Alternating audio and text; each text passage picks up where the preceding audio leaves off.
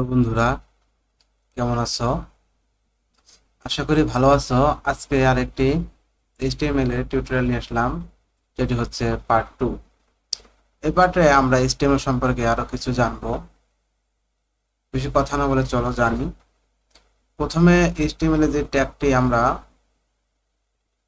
লিখবো বা জানবো, সেই ট্যাগটি হচ্ছে ABBR ট্যাগ, অর্থাৎ এটি হচ্ছে একটি অ্যাব্রিভিয়েশন, সংক্ষিপ্ত।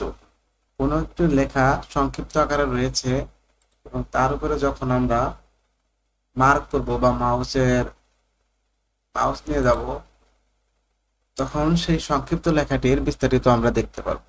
যেমন প্রথমে আমি একটা ট্যাগ নিচ্ছি, পি ট্যাগ, প্যারা ট্যাগ। এখানে আমরা লিখব বাংলাদেশ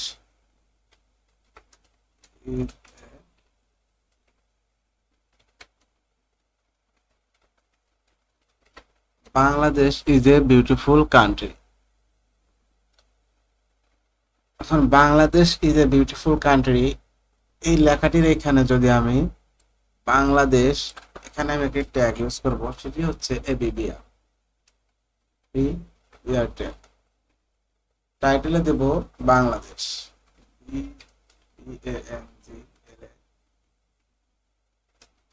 বাংলাদেশ। টাইটেলের মধ্যে আমরা এখানে দিলাম বাংলাদেশ এবং এই এবিবিআর এর ট্যাগের মাঝখানে আমরা দেব বিডি। তো চলো এটি আমরা লাইভ সার্ভারের মাধ্যমে ওপেন করি। দেখো, বড় করে নেই তোমাদের বোঝার সুবিধার্থে। BD, BD is a beautiful country. এখন আমরা যদি বিডির উপরে এখানে মাউসের কার্সরটি নিয়ে যাই, দেখো আমরা বাংলাদেশ লেখাটি দেখতে পাবো। আশা করি বুঝতে পেরেছো। পরবর্তীতে যে ট্যাগটি নিয়ে আলোচনা করব, সেই ট্যাগটি হচ্ছে অ্যাব্রিভিয়েশন। সরি, এটি তো আমরা দেখলাম। এরপরে যেটি নিয়ে আলোচনা করবো সেটা হচ্ছে বিডিও। বিডিও অর্থাৎ হচ্ছে বাই ডিরেকশন ওভাররাইড। অর্থাৎ তুমি যে ডিরেকশনে একটি লেখা লিখবে, সেটিকে তুমি তোমার ইচ্ছা মতো তার ডিরেকশন চেঞ্জ করে দিতে পারো। আবার একটি ট্যাগ নিলাম বাংলাদেশ, বাংলাদেশ লিখলাম এবং এখানে দেখো বাংলাদেশ লেখাটি রয়েছে। এখন এটিকে আমরা কিভাবে ওভাররাইড করে এই ডিরেকশন চেঞ্জ করতে পারি, সেই ট্যাগটি হচ্ছে আমাদের video tag.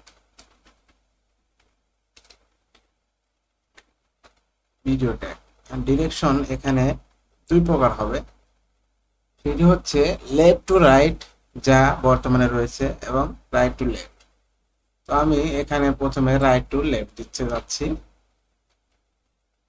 Right to left দেওয়ার জন্য আমাকে যেটি লিখতে হবে সেটি হচ্ছে আর টি এল, এবং এই বাংলাদেশ লেখাটি আমাদেরকে এখান থেকে কাট করে নিয়ে এই ট্যাগের মধ্যে দিতে হবে। সরি, বাংলাদেশ। এখন চলো আমরা দেখি কি চেঞ্জ হয়েছে। দেখো, বাংলাদেশের বিটি ডান পাশে চলে আসছে, অর্থাৎ রাইট টু লেফট আকারে এটি চলে গেছে। আবার এই লেখাটি যদি আমাদেরকে আবার চেঞ্জ করতে হয়, ডিরেকশন চেঞ্জ করতে হয়, জাস্ট এখানে লেফট, রাইট টু লেফটের জায়গায় লেফট টু রাইট দিতে হবে। দেখো, এখন আমাদের লেখাটি আগের মতো হয়ে গেছে। এরপরে আমরা যে ট্যাগটি সম্পর্কে জানবো সেটি হচ্ছে ইমেজ ট্যাগ। ওয়েবসাইটে যে ইমেজগুলো নেওয়া হয়, সাধারণত ইমেজ ট্যাগের মাধ্যমে এই ইমেজগুলো নেওয়া হয়। ইমেজ ট্যাগ, এখানে দেখো দুটি অপশন রয়েছে। একটি হচ্ছে এসআরসি অর্থাৎ সোর্স, কোথা থেকে আমরা ইমেজটি নেব। আর একটি হচ্ছে অল্টার, এখানে আমরা যেই লেখাটি লিখব, কোনো কারণবশত যদি আমরা সেই ইমেজটি না পাই ওই ওয়েবসাইটে, ওই ইমেজটি কি হিসাবে দেওয়া হয়েছে, এই ইমেজটির নাম কি, আমরা এখানে ইমেজটির নামটি উল্লেখ করে দিতে পারি। তাহলে আমরা খুব সহজেই বুঝতে পারবো এখানে কি ধরনের ইমেজ ছিল। প্রথমে চলো আমরা একটি ইমেজ নেই।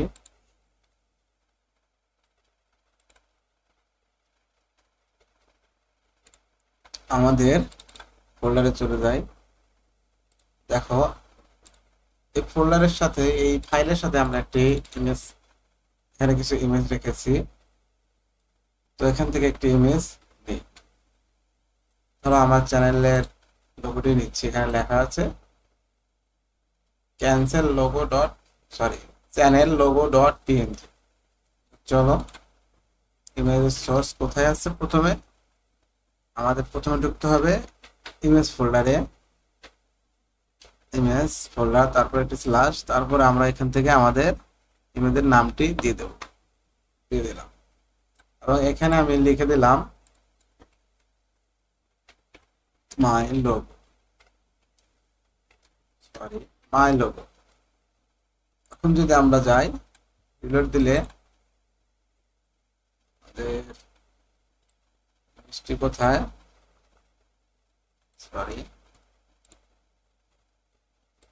মাই logo channel logo dot PNG.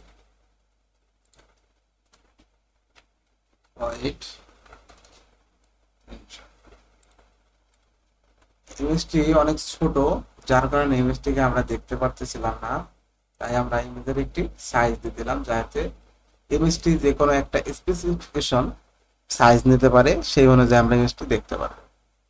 Wait, height এগুলো আমরা সিএস এর মাধ্যমে করব। শুধুমাত্র এখানে ইমেজটি দেখানোর সুবিধার্থে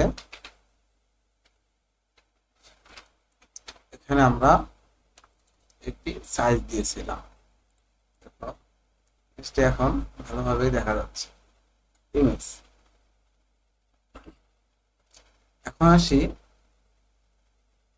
এখানে যে আমাদের নামটি দিলাম মাই লোগো। ধরো আমার ইমেজটি আমার ফোল্ডারে নাম নাই অথবা ভুল হয়েছে নামে, আমি এখন আর আমার সাইটে সেই ইমেজটি পাবো না। কিন্তু দেখো বাম পাশে একটি আইকন দেখাচ্ছে যে এখানে একটি ইমেজ ছিল এবং সেই ইমেজটির নাম ছিল মাই লোগো। তো আজকে এই পর্যন্তই, ধন্যবাদ।